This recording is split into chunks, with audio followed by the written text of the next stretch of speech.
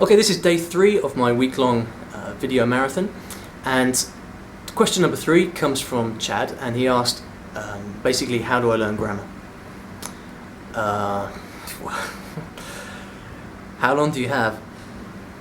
I'm going to give you the really bite-sized version of this because people write whole books about this, and I'm not going to pretend to go into that much depth. But I'm going to cover a few key points. Number 1, I don't make any particular effort to learn grammar because I don't think it's that important. I think there are other things that I guess I'm referring to the early stages of language learning, up to a kind of pre-intermediate, intermediate level.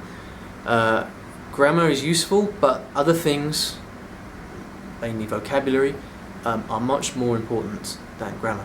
So I don't make a lot of explicit effort to learn grammar at that stage. What I do is, when I'm beginning learning a language, I spend a lot of time reading and listening to dialogues from textbooks or from wherever I can find them. And what I do is to, when you're doing this, there is obviously a lot of grammar in there in the stuff that you're listening and reading to, and I just make a lot of effort to notice the grammar that's being used. And the key word here is notice, which is an absolutely key concept in language learning, and it's one of the conditions for learning a language. Is you must have the ability to notice features of the language. If you're using a textbook, often the textbook will point out or explain certain grammar points, which can help. I would read those sections if I was using a textbook. But my basic strategy for this is to consume text and audio at the same time, and do a lot of that. Inside those texts, inside those dialogues, I try and notice the grammar that's being used, and I try to figure out the communicative purpose of that grammar. So if you see a certain grammar construction being used, I try to figure out, okay, why is this structure being used, and what message is it trying to communicate? On a very basic level, that's what it is. I might make notes, I might copy down interesting... I tend to copy down quite a lot of things, either into a notebook or onto a flashcard app.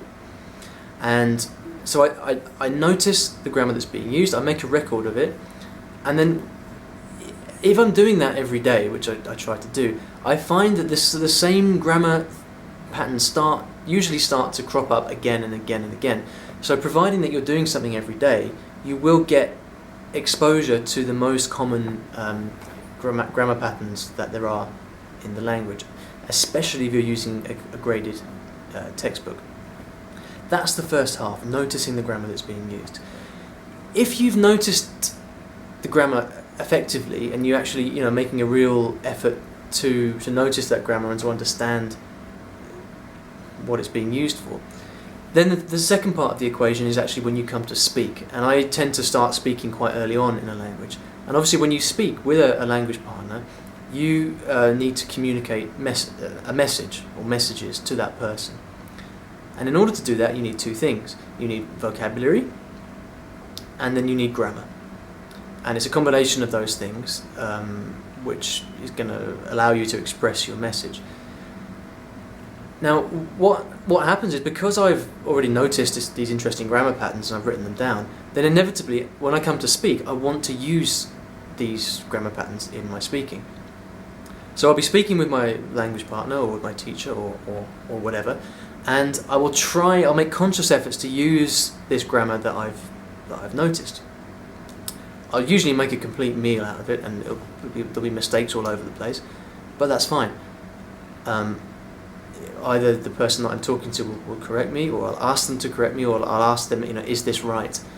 And so by working with a language partner, then I close the gap between where my grammar is and then where it should be. So I hope that's kind of clear. So just to recap, there's two parts to it. Part number 1 is getting a lot of input from text and audio, and then noticing the grammar that's being used. Copying it down, making a note of it helps.